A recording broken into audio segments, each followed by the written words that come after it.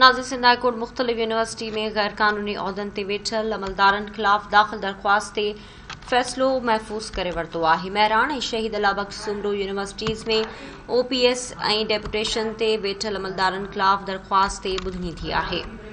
हैदराबाद में यह अहम ख़बर अवां सां शेयर कयूं पिया, जिते सिंध हाई कोर्ट मुख़्तलिफ़ यूनिवर्सिटीज़ में गैर कानूनी उहदनि ते वेठल अमलदारनि ख़िलाफ़ दाख़िल दरख़्वास्त ते फ़ैसिलो महफ़ूज़ करे वरितो आहे।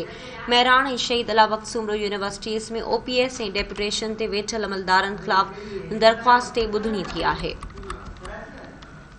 ब्रेकिंग न्यूज़ अवां सां शेयर कयूं पिया नाज़रीन। सिंध हाई कोर्ट मुख़्तलिफ़ यूनिवर्सिटी में गैर कानूनी उहदनि ते वेठल अमलदारनि ख़िलाफ़ दाख़िल दरख़्वास्त ते फ़ैसिलो महफ़ूज़ करे वरितो आहे। महिराण ऐं शहीद अलाबख्श सुमरो यूनिवर्सिटीज़ में OPS ऐं डेपुटेशन ते वेठल अमलदारनि ख़िलाफ़ दरख़्वास्त ते ॿुधणी थी आहे।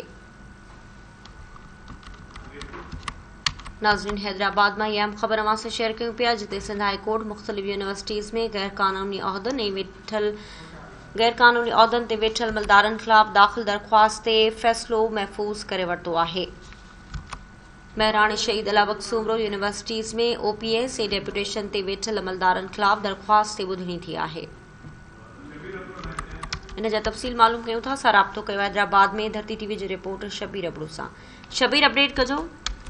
जी बिल्कुल, Hyderabad Sindh high court circuit bench Mehran university ऐं शहीद अलाबख्श सुमरो यूनिवर्सिटी में OPS आउट ऑफ टर्न ऐं डेपुटेशन ते गैर कानूनी तौर उहदनि ते वेठल अमलदारनि ख़िलाफ़ दाख़िल धारदार दरख़्वास्तनि ते फ़ैसिलो महफ़ूज़ करे छॾियो आहे, जेको आहे मेवट जे डिप्टी मैनेजर रियाज़ अहमद शेख, डिप्टी डायरेक्टर काशिफ दर्श, मुलाज़िम राऊ अब्दुल राजपूत, गुलाम परवर उडो ॿिन्ही यूनिवर्सिटी इंतज़ामिया ख़िलाफ़ दरख़्वास्तूं दाख़िल करायूं हुयूं, जेको आहे अदालत खे मौक़ुफ़ अख़्तियार कयो वियो त मेविट ऐं शहीद अलाबख्श यूनिवर्सिटी में काफ़ी अरसे खां प्रोफेसरनि खे इंतज़ामी उहदनि ते एक्टिंग चार्ज ॾिनियूं वयूं आहिनि, जॾहिं त कुझु अमलदार OPS ऐं डेपुटेशन ते बि मुक़ररु थियल आहिनि, जेको आहे दरख़्वास्त ते ॿुधणी जस्टिस अदनान उल करीम मेमन ऐं जस्टिस अदनान इक़बाल चौधरी जी सरबराही में डिवीज़नल बेंच कई, जेको आहे त पिटिशनर अदालत खे आगाही कई त गुज़िरियल ॿुधणी जे रजिस्ट्रार खे प्रोफेसरनि वटि इज़ाफ़ी उहदनि ऐं डेपुटेशन ते मुक़ररु थियल अमलदारनि खे हटाए उन्हनि जूं लिस्टूं पेश करण जो हुकुम ॾिनो हो, पर अञा ताईं अदालती हुकुम ते अमल न थी सघियो आहे, जेको आहे त यूनिवर्सिटी जे वकील अदालत खे दलील ॾींदे चयो त अदालती हुकुम बाद